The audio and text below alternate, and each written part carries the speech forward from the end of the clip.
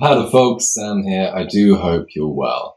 I wanted to continue the theme of this lesson series, which has been getting you to play the chromatic confidently in every key, and encourage you to start taking, basic melodies, jazz melodies, maybe some riffs that you like, and start playing them in every key. This is a great practice routine.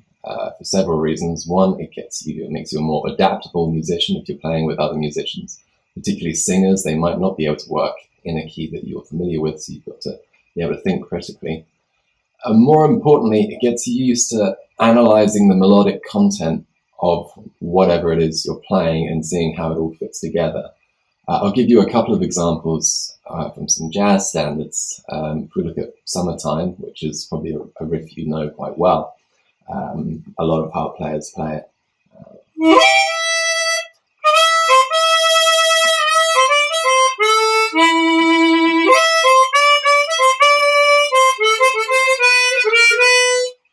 Everybody's familiar with that line. If you now have to think, right, I've got to transpose that from A minor to another key, you've got to start breaking down, well, what's actually going on in that riff? Well, we're in A minor. It's over in A minor blues.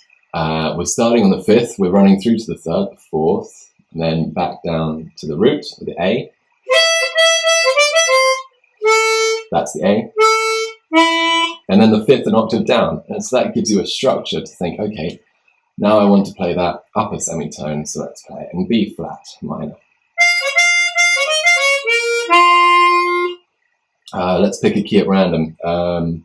Good jazz key is E flat. So I'm starting on the fifth, but it's the relative minor to E flat, so it's C minor. So the fifth C minor is G, G to E flat.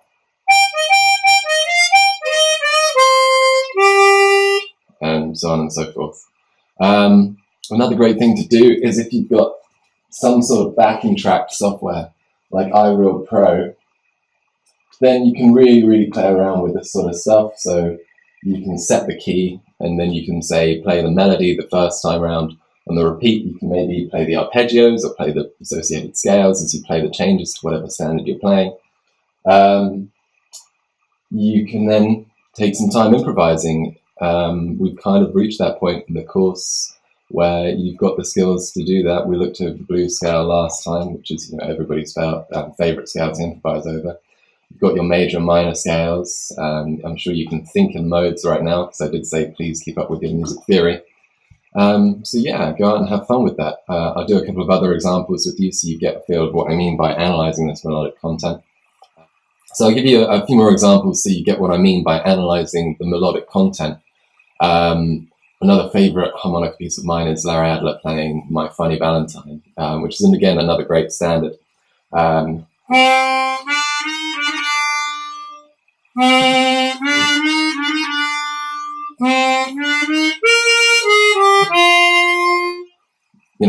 Not rocket science, but what he's doing there is going. So that's starting on the minor, that's root second third in the minor key of C minor, then jumping to the seventh, and then coming back down. So if I play that in a key like E minor, would be a strange key to play it in, then I'm just thinking, okay, E minor, G major, that's root second third of E minor, and then jumping to 7, and coming back down. Give you one more example. Another standard I'm working on at the moment is Honeysuckle Rose, which sounds like this.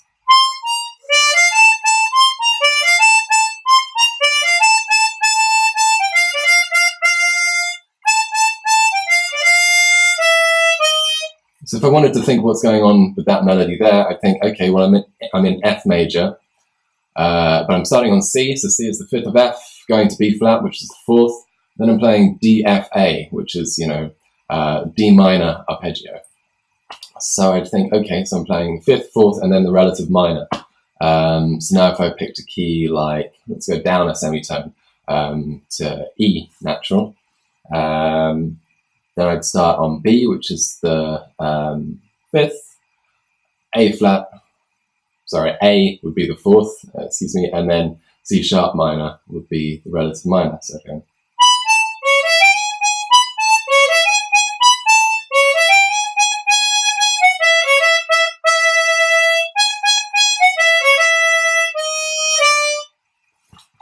Hopefully you get the idea of what I'm talking about. It's a really fun exercise to just, take a melody and then workshop it slowly and to either a backing track or a metronome and just experiment around with it. It gives you a lot of confidence for how keys move across the harmonica. Some general tips, which I'm always trying to add to these videos, and I hope they're helping. I had a really advanced jazz guitar teacher recently, really nice guy. And he was saying, if you're making mistakes, there's only one reason for it. One, you're playing too fast.